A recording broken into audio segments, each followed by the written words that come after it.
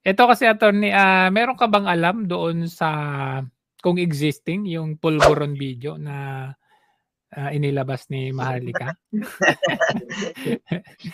Existing ba yun o ano? Well, it's up to you. You can answer, you cannot, it's up to you. Ang masasabi ko lang, before I left, nasa airport kami ni Ate Claire. Before I left, may binigay ako sa kanyang sobre na may lamang dokumento at isang USB. That's all I can say.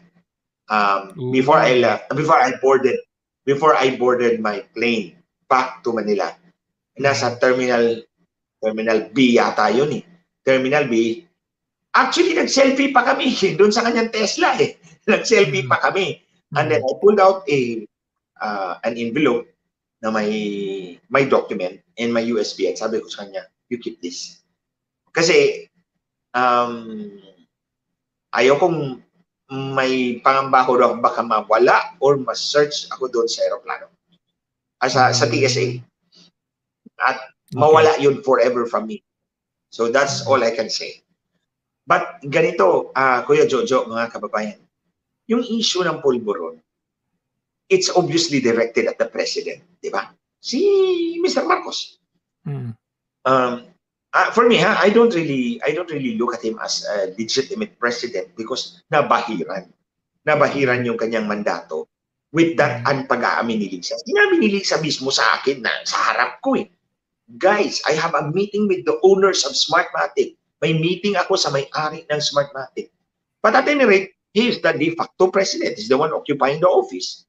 Itong Pulburon video, obviously is directed at him. Siya ang target niyan. And then the Pulburon, let's cut that chase. The Pulburon means ang coke ni Coca-Cola ni Commissioner Rowena Guanzon. Ang Coca-Cola ni Commissioner Guanzon. Cocaine yan. Ang Pulburon ni Digong. Ang Pulburon ni Tatay Digong, Paulo Duterte. Ang Pulburon, ang ibig sabihin ng Pulburon yan, cocaine. Let's be frank about it. Why are you not answering? Ikaw, obviously, ang target niyan, Mr. Marcos. Kayo, Lisa. Kasi sabi ni Marlica, pati ikaw. Kayo, Lisa. Kasi sabi ni Marlica, pati ikaw. It's you, Mr. Marcos. I mean, Bobong Marcos and Lisa Marcos. Kayo yung subject ng Pulburon. Pulburon means cocaine. Coca-Cola means cocaine. Kayo yung subject nun. Why are you not answering? Bakit ayaw yung sagutin? Hahayaan nyo na lang na dumikit sa pangalan ninyo. Sagutin nyo. Never, for once, na nakarinig tayo mga kababayan that they refuted it. Obviously, it's directed at you. At least si Maharlika is very frank about it, very open about it. So, as an observer, ang conclusion natin is that it's directed, the accusation is directed at you. The Pulburon means cocaine, the Coca-Cola means cocaine. So, it's directed at you, Mr. Marcos, Bobong Marcos, and Lisa Ahas Marcos. Bakit hindi nyo sinasagot? Ang tingin ko mga kababayan is, mahirap silang sumagot dyan. Dahil nga, ang sabi ko na, aside from consider it done, meron pang dalawa si Lisa Marcos na mantra sa buhay.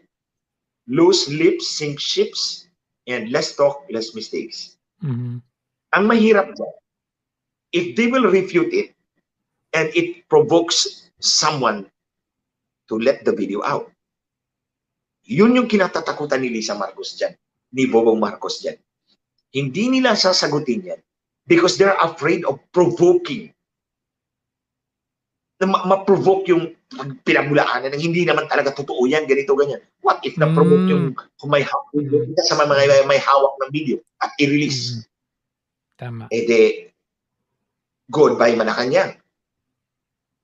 That's why they will never answer. Kampante akong hindi sasagutin ni Bobong Marcos at Lisa Marcos yan. Because they are very afraid, deathly afraid. The term is deathly afraid. That it might provoke, ang sagot nila might provoke someone na may hawak niyan to bring it out. Sa halip na hindi ipapalabas, ma-provoke dun sa sagot nila, they don't know because it's a big variable. Kung ma-provoke yun, di lalabas. There's no way turning back. And what kung ang nilabas ay isang version and then another one came out, a different version but one and the same?